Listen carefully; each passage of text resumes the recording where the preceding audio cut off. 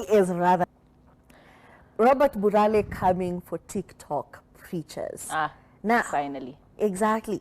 When preachers and ministers of the word of God, you know, sometimes they want to expand their audience. You want to reach the 250,000 like dealers. Kanyari. No, you want to reach everyone. You want Testimony na type. the word of God to get to everyone. You know, the word of God just can't be available to the people who come to the church. No. You want to go kwa mashinani like the politicians, but now you're spreading the word of God, okay? You want to reach the hopeless. And in that pursuit, in pursuit of ministering to the hopeless, Pastor Kanyari joins TikTok. Of course he did. And initially it looks interesting because it is like on a fact-finding mission. It's like, oh, this is how it goes. Oh, this is who and who. Oh, and I'm like, okay, interesting. And then Pastor Kanyari falls in with an interesting crowd of allegedly prostitutes and gossipers. And we're like, you know what? Rainbow Alliance as well. Even Jesus was hanging out with prostitutes His because feet he were said, washed. he who has no sin, be Cast the your first stone. to cast the stone. And I'm like, okay, I get it. Okay. Sometimes you have to be in it, you know. To understand. Yeah. You have to Research. yeah. You have change coming from within. And I'm like, I see it. Tell me why you look around again and Pastor Kanyari is telling people to shake nyash. Pastor Kanyari is telling girls to not wear underwear. Pastor Kanyari is casting out demons virtually, and the demons being cast out are twerking and touching themselves. And he's telling them, touch your nyash, that is where the sin is. Shake your nyash, that is where the sin. And I'm like, hey. Hold up. What's happening? What's going on? So it was just very interesting to see that Pastor Kanyari, the conman, stayed true to the brand. You know, the conmanship continued. He even went as far as confessing and saying, yes, he has made a virtual strip club now. But now, it's like he's a pimp. He's a virtual pimp now. He's out there looking for a wife. Getting billboards. Interviewing candidates as he's seeking a wife. And on the same platform, still talking to his daughter. So it's been very interesting. And it looks like Burale had an opinion about this. And the one that actually stood out for me was when he said that the shepherd cannot smell like the sheep.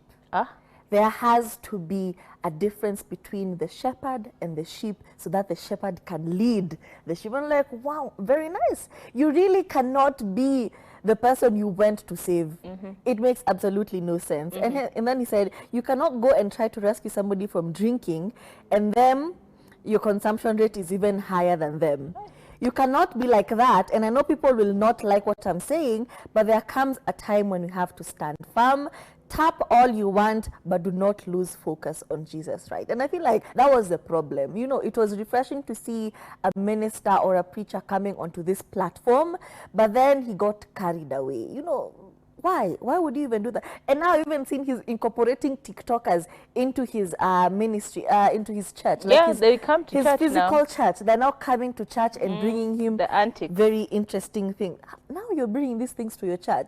Went on to say, it should never change. For example, you ask me for an interview, and then halfway through the interview, you tell me that we should go and take a drink before we continue.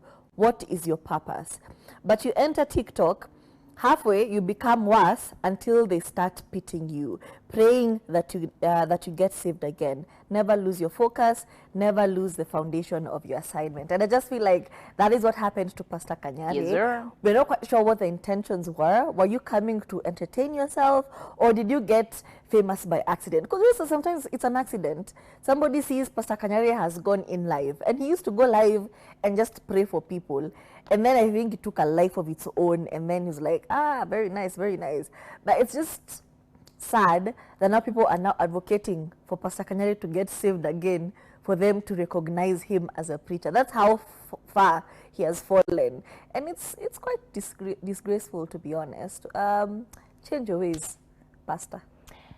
The fact that it's in mere months, you know, this hasn't happened over a long period of time. Growth. It's not like it's unfolded in 2 days. You know, that's the problem I have with Pastor Kanyari. 2 days of praying, 2 days of prophesying, 1 day inviting the sinners so you can pray for them on live. After that, it was just a downward spiral. And I remember we were speaking about this last week, that people are now bidding to get his attention because he said he will find his wife where? On TikTok. Now everyone and their antics, it is a clout chase. You know, he's creating controversy for himself and perpetuating the things that he was casting away. These all forms of, like, there is no vetting. That's the problem I have. And if there is, it's like he's getting people from the bottom of the barrel to bring them over here. And it is so impossible for you to actually now differentiate who is the sinner and who is the, like, if you join the live, it feels like a marketplace. It is just a marketplace of noise and tap, tap, tap. That's what you mostly hear. And then you check up chini, someone is twerking, you check uko juu, wengine wanacheka. You're just like, what's going on? What's going on? It feels like an actual marketplace of just madness, you know? And yes, it is entertaining, but that's the problem.